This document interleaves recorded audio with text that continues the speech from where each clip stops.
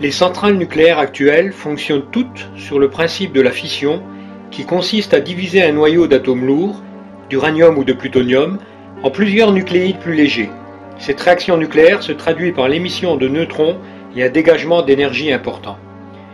La fusion est un processus où deux noyaux d'atomes s'assemblent pour former un noyau plus lourd en dégageant des quantités d'énergie de 3 à 4 fois supérieures à la fission. Mais ce n'est pas le seul avantage. Pour la fusion, on utilise non pas de l'uranium ou du plutonium, mais de l'hydrogène sous la forme de deux de ces isotopes, le deutérium et le tritium. Des isotopes sont des éléments dont les atomes possèdent le même nombre de protons, mais un nombre différent de neutrons. Il s'agit donc de deux formes d'hydrogène que l'on trouve à l'état naturel pour le deutérium et que l'on produit à partir du lithium pour le tritium. Le deutérium est un élément stable, non radioactif, et le tritium, qui l'est, possède une demi-vie de seulement 12 années, ce qui est peu comparé au plutonium qui a une demi-vie de 24 000 ans, ou de l'uranium dont l'émission radioactive peut durer plusieurs millions d'années. D'autre part, les quantités de matière utilisées pour la fusion sont beaucoup plus faibles que celles utilisées pour la fission.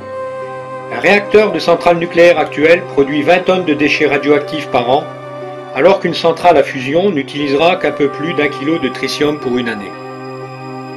Un autre avantage de la fusion, c'est qu'un emballement comme celui qui s'est produit à Tchernobyl n'est pas possible, parce qu'en cas de panne ou d'accident, le réacteur s'arrêterait immédiatement. Il n'y aurait donc pas de conséquences en dehors du site lui-même. Mais ce n'est pas tout.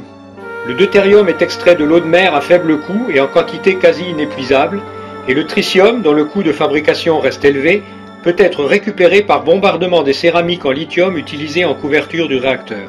Ce qui signifie qu'après avoir amorcé la première fois le réacteur, il n'y aurait plus besoin par la suite d'en apporter de nouveau, la centrale régénérant son propre tritium.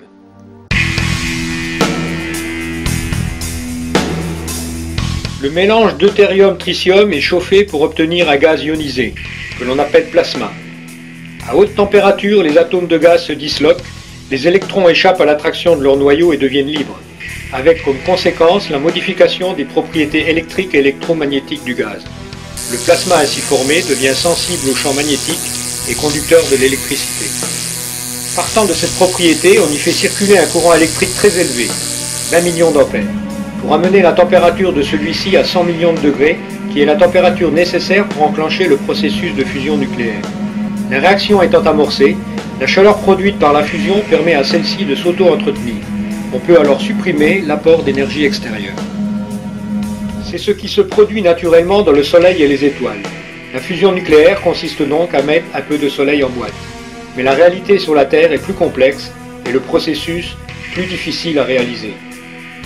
Il y a actuellement deux axes de recherche. Le premier consiste à canaliser un anneau de plasma dans un champ magnétique intense. C'est la fusion par confinement magnétique. On fabrique une enceinte close en forme de tore dans laquelle est injecté le mélange de gaz. Tout autour, on place des bobines qui vont produire un champ magnétique de telle sorte que le plasma va être confiné au centre, évitant ainsi tout contact avec les parois. En effet, à des températures aussi élevées, aucun matériau ne pourrait résister. Une autre bobine placée au milieu génère un courant induit dans le plasma. L'anneau de gaz ionisé se comportant comme le secondaire d'un transformateur dont le primaire est la bobine. Ce courant électrique élève la température du plasma, mais ne permet pas à lui seul d'atteindre des températures de l'ordre de 100 millions de degrés. Il faut en plus le bombarder avec un canon à particules et le soumettre à des ondes haute fréquence comme le ferait un micro-ondes.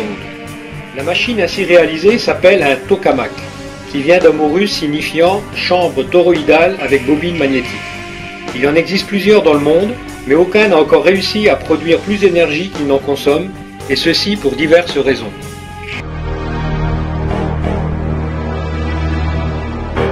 Tout d'abord, la proximité de température limite engendre des problèmes thermiques très importants. Il faut savoir que le plasma en fusion côtoie les matériaux supraconducteurs utilisés dans les bobines, qui doivent être refroidis à moins 175 degrés et maintenus à cette température. Il faut ensuite contenir le plasma suffisamment longtemps pour amorcer la fusion et l'auto-entretenir, sans que des instabilités ne viennent perturber le fonctionnement. En effet, si les turbulences dans le plasma sont trop fortes, l'anneau se rompt, le courant ne circule plus et le réacteur s'arrête. Il faut également éviter que des particules ne s'échappent du champ magnétique et viennent s'écraser contre les parois, arrachant à celle-ci de la matière qui polluerait le plasma et ferait baisser sa température en dessous du seuil de fusion. Afin d'étudier tous ces éléments, il a été décidé de lancer le projet ITER, un tokamak géant dont l'enceinte fera 12 mètres de diamètre et qui sera implanté dans le sud de la France, à Cadarache. Le but de ce projet sera de démontrer, une fois que toutes les difficultés seront surmontées, que la fusion nucléaire est viable et surtout qu'elle sera la source d'énergie de demain. Ou plutôt d'après-demain, car sa construction va durer au moins 10 ans et sa mise en service n'est pas prévue avant 2016 voire 2018. Les premières centrales opérationnelles à fusion, quant à elles, ne verront le jour que vers 2050. Le projet ITER regroupe de nombreux pays, l'Union européenne, le Japon, la Russie, la Chine, les États-Unis, l'Inde, la Corée du Sud, la Suisse et récemment le Brésil et le Kazakhstan. Le coût du projet est estimé à 10 milliards d'euros et des chercheurs du monde entier y travaillent. En France, une dizaine de laboratoires de recherche sont appliqués. Ce sont d'abord des physiciens spécialisés dans l'étude du plasma et des milieux ionisés, le LPMIA de Nancy, l'École Polytechnique de Palaiseau et son laboratoire de physique des plasmas, des mathématiciens en recherche appliquée chargés de créer des modèles mathématiques pour comprendre les turbulences du plasma, l'IRMA de Strasbourg, l'Institut Élie Cartan de Nancy, des informaticiens spécialistes du calcul parallèle et de la visualisation, l'INRIA et le LORIA de Nancy, le LSIIT de Strasbourg, qui créent des programmes à partir des modèles mathématiques. Il faut savoir qu'actuellement, les calculs résolvant les équations et visualisant les phénomènes de turbulence sont si complexes qu'ils prennent jusqu'à 1 mois sur plus de 10 000 processeurs des centres de calcul les plus modernes. Une des difficultés de ces simulations provient de la multiplicité des phénomènes physiques.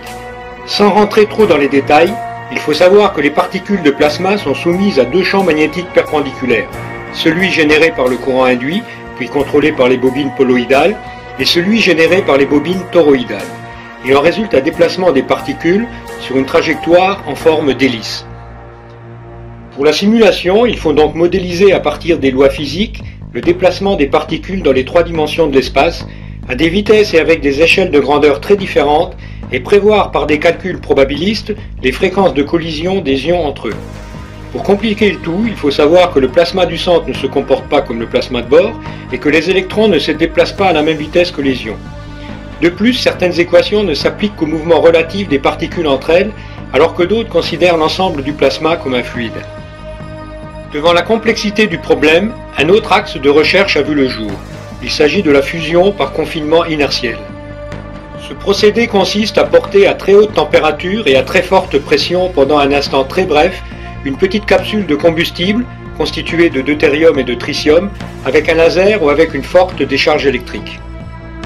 Dans le domaine des lasers, il y a le projet européen IPER qui devrait être construit au Royaume-Uni vers 2015 et qui devrait utiliser le laser mégajoule français actuellement en cours de réalisation au Centre d'études scientifiques et techniques d'Aquitaine en Gironde. Dans le domaine de la décharge électrique, il y a la Z-Machine des laboratoires Sandia, basée à Albuquerque aux États-Unis. Cette dernière ayant réussi à atteindre des températures de l'ordre de 2 milliards de degrés pendant quelques nanosecondes. La compétition est donc lancée, et même si les résultats ne sont a priori pas pour demain, les progrès de la science nous réservent parfois des surprises.